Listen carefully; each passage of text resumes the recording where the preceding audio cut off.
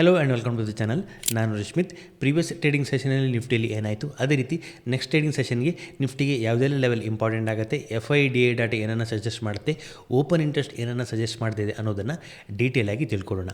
ಈ ವಿಡಿಯೋ ಕೇವಲ ಒಂದು ಎಜುಕೇಷನಲ್ ಪರ್ಪಸ್ಗೋಸ್ಕರ, ಯಾವುದೇ ಟ್ರೇಡ್ ರೆಕಮೆಂಡೇಷನ್ ವಿಡಿಯೋ ಅಲ್ಲ. ನಾವೀಗ ನಿಫ್ಟಿಯ 5 ಮಿನಿಟ್ ಚಾರ್ಟನ್ನು ನೋಡ್ತಾ ಇದ್ದೀವಿ. ನಿಫ್ಟಿ ಆಗಸ್ಟ್ 1 ದಿನ ಫ್ರೈಡೆ ಸೆಷನ್ ದಿನ ಒಂದು ಡೌನ್ ಮೂವನ್ನ ಕಂಟಿನ್ಯೂ ಮಾಡುತ್ತೆ. ಸೊ ಸ್ವಲ್ಪ ಗ್ಯಾಪ್ ಡೌನ್ ಓಪನ್ ಆಗುತ್ತೆ, ಡೌನ್ ಬರುತ್ತೆ, ಒಂದು ಅಪ್ ಮೂವನ್ನ ಕೊಡುತ್ತೆ, ಹೈಯರ್ ಲೆವೆಲ್ ರಿಜೆಕ್ಷನನ್ನು ಫೇಸ್ ಮಾಡುತ್ತೆ, ಡೌನ್ ಬರುತ್ತೆ, ಡೌನ್ ಬಂದು 24,620 ಝೋನ್ 600 ಝೋನ್ ಹತ್ರ ಒಂದು ಸಪೋರ್ಟನ್ನು ಪಡ್ಕೊಳ್ಳುವಂಥ ಪ್ರಯತ್ನ ಮಾಡುತ್ತೆ. ನಮ್ಮ ಹಿಂದಿನ ಅನಾಲಿಸಿಸ್ ವಿಡಿಯೋದಲ್ಲಿ ಇದೊಂದು ಸಪೋರ್ಟ್ ಲೆವೆಲ್ ಆಗಿತ್ತು. ಇಲ್ಲಿ ಒಂದಷ್ಟು ಹೊತ್ತು ಸಪೋರ್ಟನ್ನು ಪಡ್ಕೊಳ್ಳುವಂಥ ಪ್ರಯತ್ನ ಮಾಡುತ್ತೆ, ಬಟ್ ಫೈನಲಿ ಬೈಯರ್ ಫೇಲ್ ಆಗ್ತಾರೆ. ಈ ಲೆವೆಲನ್ನು ಬ್ರೇಕ್ಔಟ್ ಮಾಡಿಕೊಂಡು 24,570 ಲೆವೆಲ್ ಹತ್ರ ಬಂದು ಕ್ಲೋಸಿಂಗನ್ನು ಕೊಡುತ್ತೆ. ನಮ್ಮ ಹಿಂದಿನ ಅನಾಲಿಸಿಸ್ ವಿಡಿಯೋದಲ್ಲಿ ಈ ಲೆವೆಲ್ ಒಂದು ಸಪೋರ್ಟ್ ಲೆವೆಲ್ ಆಗಿತ್ತು. ಅದೇ ರೀತಿ ಇನ್ ಕೇಸ್ CPR ಲೆವೆಲ್ಗಿಂತ ಕೆಳಗಡೆ ಸಸ್ಟೈನ್ ಆಗ್ತಾ ಇತ್ತು ಅಂತ ಹೇಳಿದ್ರೆ ನೆಗೆಟಿವ್ ಆಗುತ್ತೆ ಅಂತ ಒಂದು ಎಕ್ಸ್ಪೆಕ್ಟೇಷನ್ ಇತ್ತು. ನಾವಿಲ್ಲಿ ನೋಡಿದ್ರೆ ಓಪನ್ ಆಗುತ್ತೆ, ಡೌನ್ ಬರುತ್ತೆ, CPR ಲೆವೆಲ್ಗೆ ರೀಚ್ ಆಗುತ್ತೆ, ಅಲ್ಲಿಂದ ರಿಜೆಕ್ಷನ್ ಫೇಸ್ ಮಾಡ್ಕೊಂಡು ಕಂಟಿನ್ಯೂಸ್ ಆದ ಡೌನ್ ಮೂವನ್ನು ಮಾಡಿರುವಂಥದ್ದು. ಹಾಗಿದ್ರೆ ನೆಕ್ಸ್ಟ್ ಟ್ರೇಡಿಂಗ್ ಸೆಷನ್ಗೆ ಯಾವೆಲ್ಲ ಲೆವೆಲ್ ಇಂಪಾರ್ಟೆಂಟ್ ಆಗುತ್ತೆ ಅನ್ನೋದನ್ನು ನಾವು ನೋಡೋದಾದ್ರೆ, ಸೊ ಮೊದಲೇದಾಗಿ ನಾವು ಕ್ಯಾಶ್ ಮಾರ್ಕೆಟಲ್ಲಿ FIನ ಟ್ರೇಡಿಂಗ್ ಆಕ್ಟಿವಿಟಿಯನ್ನು ನೋಡೋದಾರೆ, ಸೊ ಆಗಸ್ಟ್ 1 ದಿನ ಕ್ಯಾಶ್ ಮಾರ್ಕೆಟಲ್ಲಿ 3,366 ಕೋಟಿ ರೂಪಾಯಿ ಸೆಲ್ಲಿಂಗನ್ನು ಮಾಡ್ತಾರೆ FI. DI ಅಗೇನ್ ಬೈಯಿಂಗನ್ನು ಮಾಡ್ತಾರೆ, 3,186 ಕೋಟಿ ರೂಪಾಯಿ ಬೈಯಿಂಗನ್ನು ಮಾಡ್ತಾರೆ. ಅದೇ ರೀತಿ ಜುಲೈ ತಿಂಗಳು ಕಂಪ್ಲೀಟ್ ಆದ ಜುಲೈ ತಿಂಗಳನ್ನು ನಾವು ನೋಡಿದ್ರೆ, ಸೊ ಹೈಯೆಸ್ಟ್ ಆದ ಸೆಲ್ಲಿಂಗನ್ನು ಇಲ್ಲಿ FI ಮಾಡ್ತಾರೆ ಅಂತ ಹೇಳ್ಬೋದು. 47,666 ಕೋಟಿ ರೂಪಾಯಿ ಸೆಲ್ಲಿಂಗನ್ನು ಮಾಡ್ತಾರೆ. ಬಟ್ DI 60,939 ಕೋಟಿ ರೂಪಾಯಿ ಸೆಲ್ಲಿಂಗನ್ನು ಮಾಡ್ತಾರೆ. ಈ ಹಿಂದೆಯಲ್ಲಿ FI ಸೆಲ್ಲಿಂಗನ್ನು ಮಾಡ್ತಾ ಇದ್ರು ಅಂತ ನಾವು ನೋಡಿದ್ರೆ, ಫೆಬ್ರವರಿಯಲ್ಲಿ ಜನವರಿಯಲ್ಲಿ ಒಂದಷ್ಟು ಸೆಲ್ಲಿಂಗನ್ನು ಮಾಡ್ತಾ ಇದ್ರು. ಅದಾದ ನಂತರ FI ಒಂದಷ್ಟು ಬೈಯಿಂಗನ್ನು ಮಾಡ್ತಾ ಇದ್ರು. ಮಂತ್ ಎಂಡ್ನ ನಾವು ಡಾಟಾವನ್ನು ನೋಡೋದಾದ್ರೆ FI ಡಾಟಾ ಸ್ವಲ್ಪ ಪಾಸಿಟಿವ್ ಅಲ್ಲಿ ಇತ್ತು.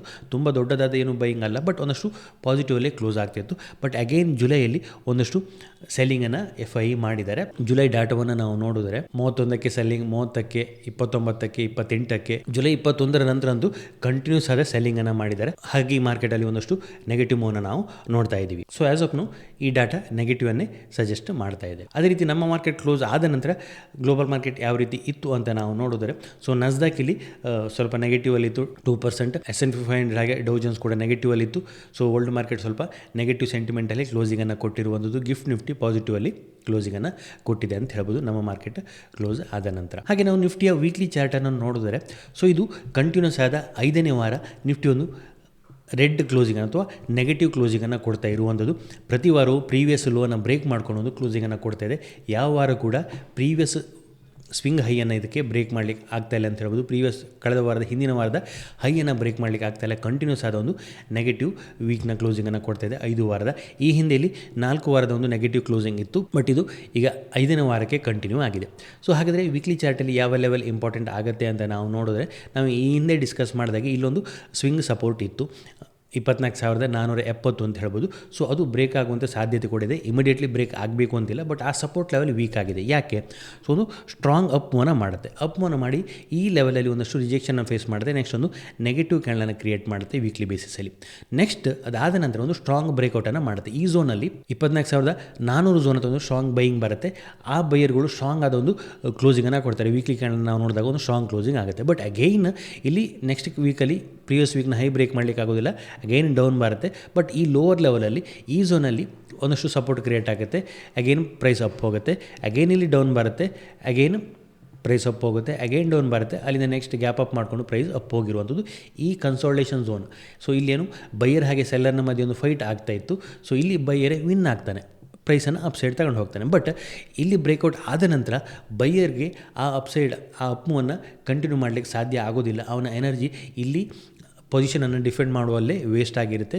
ಸೊ ನೆಕ್ಸ್ಟ್ ಇಲ್ಲಿ ಸೆಲ್ಲರ್ಗಳು ಪ್ರೈಸನ್ನು ಡೌನ್ ಸೈಡ್ ಪುಷ್ ಮಾಡ್ತಾರೆ. ಸೊ ಹಾಗಾಗಿ ಈ ಸಪೋರ್ಟ್ ಲೆವೆಲ್ ಬ್ರೇಕ್ ಆಗುವಂಥ ಸಾಧ್ಯತೆ ಇದೆ. ಸೊ ಹಾಗಾಗಿ ಈ ಸಪೋರ್ಟ್ ಲೆವೆಲ್ ವೀಕ್ ಆಗ್ತಾ ಬರ್ತಾ ಇದೆ ಮಲ್ಟಿಪಲ್ ಸಲ ಟಚ್ ಆದ ಕಾರಣದಿಂದಾಗಿ. ಸೊ ಈಗ ಆ ಸಪೋರ್ಟ್ ಲೆವೆಲನ್ನೇ ಅಪ್ರೋಚ್ ಮಾಡ್ತಾ ಇದೆ. ಸೊ ಹಾಗಾಗಿ ಲೋವರ್ ಲೆವೆಲ್ ನಾವು ಈ ಝೋನನ್ನು ವಾಚ್ ಮಾಡಬೇಕಾಗತ್ತೆ. 450-400 ಝೋನ್ ನಮಗೆ ವೀಕ್ಲಿಯಲ್ಲಿ ಇಂಪಾರ್ಟೆಂಟ್ ಆದ ಸಪೋರ್ಟ್ ಆಗುತ್ತೆ. ಆ ಲೆವೆಲ್ಗಿಂತ ಕೆಳಗಡೆ ವೀಕ್ಲಿ ಕ್ಲೋಸಿಂಗ್ ಬಂತು ಅಂತೇಳಿ ಅಗೇನ್ ಅದು ನೆಗೆಟಿವ್ ಆಗುತ್ತೆ. ಆಲ್ರೆಡಿ ಒಂದಷ್ಟು ಡೌನ್ ಮೂವ್ ಬಂದಿರೋದಿಲ್ಲ, ಮೇ ಬಿ ಒಂದು ರಿಟ್ರೇಸ್ಮೆಂಟ್ ಬರ್ಬೋದು. ಸೊ ಆ್ಯಸ್ ಆಫ್ ನಾವು ಆ ಝೋನ್ ನಾವು ವಾಚ್ ಮಾಡಬೇಕಾಗುತ್ತೆ. ಕಂಟಿನ್ಯೂಸ್ ಆದ ಡೌನ್ ಮೂವ್ ಬಂದಿರೋದ್ರಿಂದ ಮೇ ಬಿ ಒಂದು ಹಾಲ್ಟ್ ಅಥವಾ ರಿಟ್ರೇಸ್ಮೆಂಟ್ ಸಾಧ್ಯತೆ ಇದೆ, ಅದನ್ನು ತೆಗೆದು ಹಾಕುವಾಗಿಲ್ಲ. ಬಟ್ ಆ್ಯಸ್ ಆಫ್ ನಾವು ಈ ಸಪೋರ್ಟ್ ಲೆವೆಲ್, ಈ ಬ್ರೇಕ್ಔಟ್ ಲೆವೆಲ್ ಏನಾಗಿದೆ ವೀಕ್ ಆಗ್ತಾ ಬರ್ತಾ ಇದೆ. ಆ ಲೆವೆಲ್ಗೆ ಬಂದಾಗ ಪ್ರೈಸ್ ಆಕ್ಷನ್ ಯಾವ ರೀತಿ ಕ್ರಿಯೇಟ್ ಆಗುತ್ತೆ ಅನ್ನೋದನ್ನು ನೋಡೋದು ಇಂಪಾರ್ಟೆಂಟ್ ಆಗುತ್ತೆ. ಹೈಯರ್ ಲೆವೆಲ್ ಯಾವ ಲೆವೆಲ್ ಇಂಪಾರ್ಟೆಂಟ್ ಆಗುತ್ತೆ? ಸೊ ಈ ವೀಕ್ನ ಲೋ 24,950 ಇಂಪಾರ್ಟೆಂಟ್ ಲೆವೆಲ್ ಆಗುತ್ತೆ. ಈ ವೀಕ್ ಒಂದು ನೆಗೆಟಿವ್ ನ್ಯೂಸ್ ಇತ್ತು, ಆ ಕಾರಣದಿಂದ ಒಂದು ಗ್ಯಾಪ್ ಡೌನ್ ಓಪನ್ ಆಗುತ್ತೆ, ನೆಕ್ಸ್ಟ್ ಪ್ರೈಸ್ ಅಪ್ ಹೋಗುತ್ತೆ. ಬಟ್ 950 ಲೆವೆಲಲ್ಲಿ ಸಡನ್ ಆಗಿ ಪ್ರೈಸ್ ರಿವರ್ಸ್ ಆಗುತ್ತೆ, ನೆಕ್ಸ್ಟ್ ವೀಕ್ನ ಲೋಯೆಸ್ಟ್ ಪಾಯಿಂಟಲ್ಲಿ ಬಂದು ಕ್ಲೋಸಿಂಗ್ ಅನ್ನು ಕೊಡುತ್ತೆ. ಸೊ ಹಾಗಾಗಿ ಈ ವೀಕ್ನ ಹೈಕ್ಕಿಂತ ಮೇಲೆ ಕ್ಲೋಸಿಂಗ್ ಅನ್ನು ಕೊಡೋದು ಇಂಪಾರ್ಟೆಂಟ್ ಆಗುತ್ತೆ. ಆಗ ಮಾತ್ರ ಒಂದಷ್ಟು ಪಾಸಿಟಿವ್ಗೆ ಅದು ಟರ್ನ್ ಆಗುವಂಥ ಸಾಧ್ಯತೆ ಇದೆ. ಹಾಗೆ ನಾವು ಡೈಲಿ ಚಾರ್ಟನ್ನು ಅಬ್ಸರ್ವ್ ಮಾಡೋದಾದರೆ ಕ್ಲಿಯರ್ ಆದ ಲೋವರ್ ಲೋ ಸ್ಟ್ರಕ್ಚರ್ನ ಮಾಡಿಕೊಂಡು ಡೌನ್ ಬರ್ತಾ ಇದೆ. ಸೊ ಇಲ್ಲಿ ನಾವು ನೋಡ್ಬೋದು ಡೌನ್ ಬರುತ್ತೆ, ಒಂದು retracement, again down, retracement, again down, retracement, down ಬರುತ್ತೆ, ರಿಟ್ರೇಸ್ಮೆಂಟ್, ಅಗೈನ್ ಡೌನ್ ಮೂವನ್ನು ಮಾಡಿಕೊಂಡು ಪ್ರೀವಿಯಸ್ ಸ್ವಿಂಗ್ ಲೋವನ್ನು ಬ್ರೇಕ್ ಮಾಡಿದೆ, ಕ್ಲಿಯರ್ ಆದ ಲೋವರ್ ಲೋ ಸ್ಟ್ರಕ್ಚರ್ ಆಗುತ್ತೆ. ಸೊ ಆಗಲೇ ಹೇಳಿದಾಗೆ ಈ ಸ್ವಿಂಗ್ ಸಪೋರ್ಟ್ ಲೆವೆಲ್ ಏನಿತ್ತು, ಕನ್ಸಾಲಿಡೇಷನ್ ಝೋನ್ ಏನಿತ್ತು, ಅದರ ಲೋವರ್ ಲೆವೆಲನ್ನು ಟಚ್ ಮಾಡುವಂಥ ಸಾಧ್ಯತೆ ಈಗ ಇದೆ. ಸೊ ಹಾಗಾಗಿ ನಾವು ಲೋವರ್ ಲೆವೆಲಲ್ಲಿ 400ರಿಂದ 450 ಝೋನನ್ನು ನಾವು ನೆಕ್ಸ್ಟ್ ವಾಚ್ ಮಾಡಬೇಕಾಗತ್ತೆ. ಸೊ ಈ ಝೋನಿಂದ ಒಂದಷ್ಟು ಬೌನ್ಸ್ ಬಂದಿರುವಂಥದ್ದು. ನೆಕ್ಸ್ಟ್ ಈ ಝೋನಲ್ಲಿ ಯಾವ ರೀತಿ ಪ್ರೈಸ್ ಆ್ಯಕ್ಷನ್ ಕ್ರಿಯೇಟ್ ಆಗುತ್ತೆ ಅನ್ನೋದು ಇಂಪಾರ್ಟೆಂಟ್ ಆಗುತ್ತೆ. ಸೊ ಇನ್ ಕೇಸ್ ಈ ಲೆವೆಲ್ಗಿಂತ ಕೆಳಗಡೆ ಹೋಯಿತು ಅಂತೇಳಿ ನೆಕ್ಸ್ಟ್ ಇಂಪಾರ್ಟೆಂಟ್ ಇರುವಂಥದ್ದು ಇಲ್ಲಿ ಏನು ಗ್ಯಾಪ್ ಕ್ರಿಯೇಟ್ ಮಾಡಿತ್ತು ಅದನ್ನು ಫಿಲ್ ಮಾಡುವಂಥ ಪ್ರಯತ್ನವನ್ನು ಮಾಡುತ್ತೆ. ಸೊ ಇಲ್ಲಿ ಏನಾಗಿತ್ತು ನಾವು ನೋಡೋದಾದರೆ, ಸೊ ಒಂದು ಗ್ಯಾಪ್ ಡೌನ್ ಓಪನ್ ಆಗುತ್ತೆ, ನೆಕ್ಸ್ಟ್ ಅಗೈನ್ ಇಲ್ಲಿ ಒಂದು ಗ್ಯಾಪ್ ಅಪ್ ಓಪನ್ ಆಗಿಕೊಂಡು ಪ್ರೈಸ್ ಆ ಲೆವೆಲ್ಗಿಂತ ಮೇಲೇ ಸಸ್ಟೈನ್ ಆಗ್ತಾ ಇತ್ತು. ಸೊ ಇಲ್ಲೊಂದು ಗ್ಯಾಪ್ ಪೆಂಡಿಂಗ್ ಇತ್ತು. ಸೊ ಈ ಝೋನ್ಗಿಂತ ಕೆಳಗಡೆ, ಈ ಕ್ಯಾಂಡಲ್ ಲೋಕ್ಕಿಂತ ಕೆಳಗಡೆ ಅಥವಾ 24,400ಗಿಂತ ಕೆಳಗಡೆ ಸಸ್ಟೈನ್ ಆದರೆ ಹಾಗೇನೊಂದು ಈ ಗ್ಯಾಪನ್ನು ಫಿಲ್ ಮಾಡುವಂಥ ಪ್ರಯತ್ನವನ್ನು ಮಾಡುತ್ತೆ.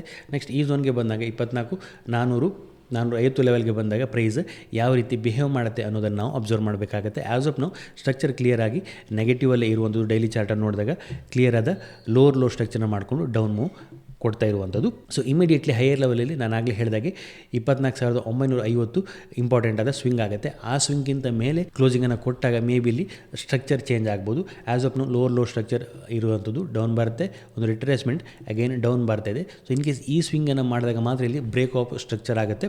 ಸ್ವಿಂಗನ್ನು ಬ್ರೇಕ್ ಮಾಡಿದಾಗ ಅದು ಪಾಸಿಟಿವ್ಗೆ ಟರ್ನ್ ಆಗುತ್ತೆ. ಸೊ 24,500 ಇಂಪಾರ್ಟೆಂಟ್ ಆದ ರೆಸಿಸ್ಟೆನ್ಸ್ ಆಗುತ್ತೆ. ಸೊ ಇಲ್ಲಿ ಅಪ್ ಹೋಗುತ್ತೆ, ನೆಕ್ಸ್ಟ್ ಡೇ ಪಾಸಿಟಿವಲ್ಲಿ ಇತ್ತು, ಒಂದು ಗ್ಯಾಪ್ ಡೌನ್ ಓಪನ್ ಆಗುತ್ತೆ. ಗ್ಯಾಪ್ ಡೌನ್ ಓಪನ್ ಆದ ನಂತರ ಬುಲ್ಸ್ಗಳು ಪ್ರೈಸನ್ನು ಅಪ್ ಸೈಡ್ ಪುಷ್ ಮಾಡ್ತಾರೆ. ಬಟ್ ಈ 24,950 ಲೆವೆಲಿಂದ ಒಂದು ಸ್ಟ್ರಾಂಗ್ ಸೆಲ್ ಆಫ್ ಬಂದಿರುವಂಥದ್ದು, ಹೈಯರ್ ಲೆವೆಲಲ್ಲಿ ವೀಕ್ ಕ್ರಿಯೇಟ್ ಆಗಿರುವಂಥದ್ದು.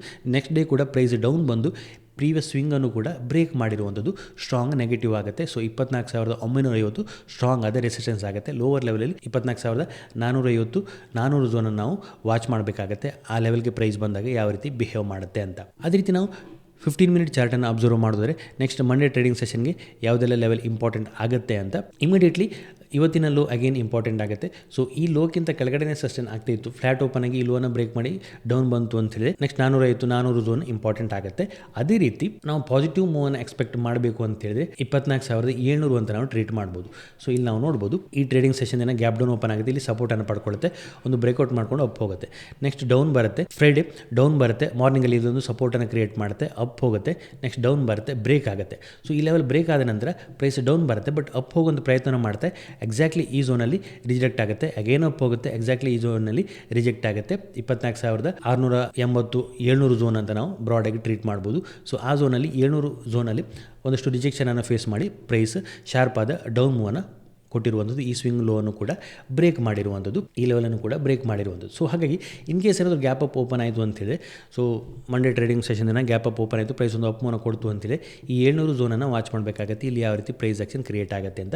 ಸೊ ಈ ಝೋನ್ಗಿಂತ ಮೇಲೆ ಸಸ್ಟೈನ್ ಆಯಿತು ಅಂತೇಳಿ ಅಗೇನ್ ಒಂದಷ್ಟು ಪಾಸಿಟಿವ್ ಮೂವನ್ನು ನಾವು ನೋಡುವಂಥ ಸಾಧ್ಯತೆ ಇದೆ. In case gap down open ಆಯಿತು ಅಂತೇಳಿ ಹಾಗೆ ಅಗೇನ್ ನಾವು ವಾಚ್ ಮಾಡಬೇಕಾಗುತ್ತೆ. ಇನ್ ಕೇಸ್ 24,450 ಝೋನ್ ಹತ್ರ ಏನಾದರೂ ಓಪನ್ ಆಯಿತು ಅಂತೇಳಿ ಅಲ್ಲಿ ಯಾವ ರೀತಿ ಪ್ರೈಸ್ ಆ್ಯಕ್ಷನ್ ಕ್ರಿಯೇಟ್ ಆಗುತ್ತೆ ಅನ್ನೋದನ್ನು ನೋಡಬೇಕಾಗುತ್ತೆ. ಆ್ಯಸ್ ಆಫ್ ನಾವು ಸ್ಟ್ರಕ್ಚರ್ ನೆಗೆಟಿವ್ ಇದೆ, ಬಟ್ ಯಾವ ಲೆವೆಲಲ್ಲಿ ಓಪನ್ ಆಗುತ್ತೆ ಅನ್ನೋದು ಇಂಪಾರ್ಟೆಂಟ್ ಆಗಿದೆ. ಒಂದು ಶಾರ್ಪ್ ಸೆಲ್ ಆಫ್ ಆಗಿದೆ, ಒಂದು ರಿಟ್ರೇಸ್ಮೆಂಟ್ ಮೂವ್ ಬರಬೇಕು ಅಂತ ಹೇಳಿ 24,700 ಝೋನ್ಗಿಂತ ಮೇಲೆ ಸಸ್ಟೈನ್ ಆದಾಗ ಒಂದು ರಿಟ್ರೇಸ್ಮೆಂಟ್ ಮೂವನ್ನು ನಾವು ನೋಡುವಂಥ ಸಾಧ್ಯತೆ ಇದೆ. ಸೊ ಈ ಝೋನಲ್ಲಿ ಇತ್ತು ಅಂತೇಳಿ ಈ ಝೋನಲ್ಲಿ ಒಂದಷ್ಟು ಸ್ಟ್ರಗಲನ್ನು ಮಾಡ್ತಾ ಇತ್ತು ಅಂತೇಳಿ ಸೆಲ್ಲರಿ ಕಂಟ್ರೋಲಲ್ಲಿ ಇರುವಂಥ ಸಾಧ್ಯತೆ ಇರುತ್ತೆ. ಸೊ 700 ಕ್ರಾಸ್ ಆದಾಗ ಮಾತ್ರ ಒಂದಷ್ಟು ಪಾಸಿಟಿವ್ ಮೂಮೆಂಟಮ್ ಬರ್ಬೋದು, ಅಥವಾ ಗ್ಯಾಪ್ ಡೌನ್ ಓಪನ್ ಆಗಿ ಒಂದು ಪಾಸಿಟಿವ್ ಪ್ರೈಸ್ ಆ್ಯಕ್ಷನ್ ಕ್ರಿಯೇಟ್ ಆಗಿ ಬೈರ್ಗಳು ಒಂದಷ್ಟು ಪ್ರೈಸನ್ನು ಅಪ್ ಸೈಡ್ ಪುಷ್ ಮಾಡಲಿಕ್ಕೆ ಸ್ಟಾರ್ಟ್ ಮಾಡೋದು, ಅಥವಾ ಲೋವರ್ ಲೆವೆಲಲ್ಲಿ ಸೆಲ್ಲರ್ಗಳು ಪ್ರಾಫಿಟನ್ನು ಬುಕ್ ಮಾಡಲಿಕ್ಕೆ ಸ್ಟಾರ್ಟ್ ಮಾಡೋದು ಅಂತೇಳಿ ಒಂದು ರಿಟ್ರೇಸ್ಮೆಂಟ್ ಮೂವ್ ಅಥವಾ ಒಂದು ಪ್ರಾಫಿಟ್ ಬುಕ್ಕಿಂಗ್ ಮೂವನ್ನು ನಾವು ನೋಡುವಂಥ ಸಾಧ್ಯತೆ ಇರುತ್ತೆ. ಸೊ ಹಾಗಾಗಿ ಇವತ್ತಿನ ಲೋಕಿಂತ ಕೆಳಗಡೆ ಸಸ್ಟೈನ್ ಆದರೆ ಇನ್ ಕೇಸ್ ಗ್ಯಾಪ್ ಅಪ್ ಅಥವಾ ಫ್ಲಾಟ್ ಓಪನ್ ಆಗಿ ಡೌನ್ ಬಂದು ಫ್ರೈಡೇ ಲೋಕಿಂತ ಕೆಳಗಡೆ ಸಸ್ಟೈನ್ ಆಗ್ತಾ ಇತ್ತು ಅಂತೇಳಿ ಅದು ನೆಗೆಟಿವ್ ಆಗುತ್ತೆ.